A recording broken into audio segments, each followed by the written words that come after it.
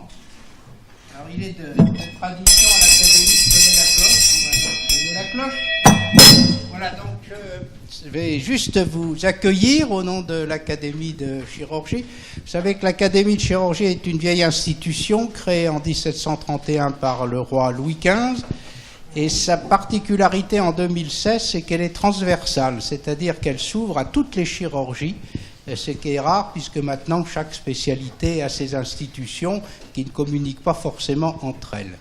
Donc parmi ces chirurgies, il y en a bien sûr une qui s'appelle la chirurgie bariatrique, et il semble que cette chirurgie ait pris ces derniers temps une expansion considérable puisque c'est, je crois, la chirurgie la plus pratiquée actuellement en France.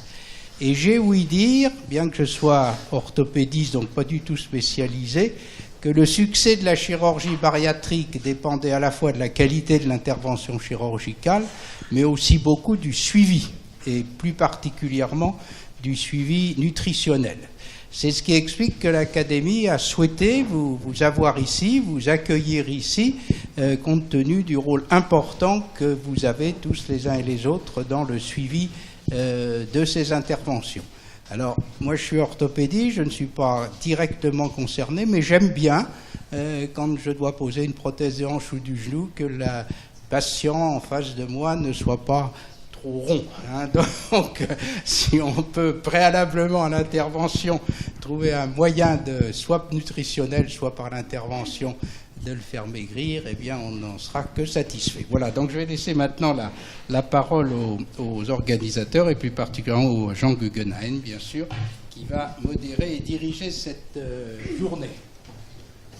Donc, en fait, je ne suis pas du tout organisateur de cette journée, et je suis par contre, en tant que président de la SOFCO, la Société française de chirurgie de l'obésité, donc je suis très heureux que cette journée soit organisée, et je vais plutôt laisser la parole aux vrais organisateurs qui sont donc les présidents des sociétés de nutrition.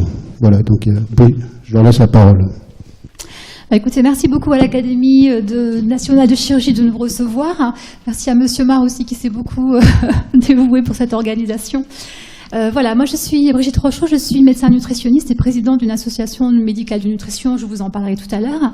Simplement, le but de cette réunion, c'était de faire rebond à une réunion que l'Académie a vue l'année dernière au mois de mars, je ne sais pas si vous vous en souvenez, qui avait poussé un cri d'alarme sur il y a beaucoup trop de patients opérés en France, de patients opérés de chirurgie bariatrique, mais le suivi ne suit pas en fait. Donc nous, on voulait effectivement vous rencontrer donc différents professionnels et aussi des institutionnels pour essayer d'optimiser ce maillage peut-être en deuxième recours, voire en premier recours, en dehors des CSO. Et puis justement, les moyens humains existent. Essayons de trouver une espèce d'équilibre dans ce pluriprofessionnalité. Voilà. Je laisse la parole à Pascal. Je vais rien ajouter de plus que ce que vient de dire Brigitte. Je suis simplement Pascal Schmitt, mais c'est un nutritionniste aussi donc, dans les Vosges. Et je suis aussi président du CNP Nutrition. Je crois que la première communication est faite par Jean Guggenheim, justement, sur la prise en charge. La prise en charge de l'obésité repose sur le médecin nutritionniste. Voilà. Je ne peux pas dire mieux pour vous concerner.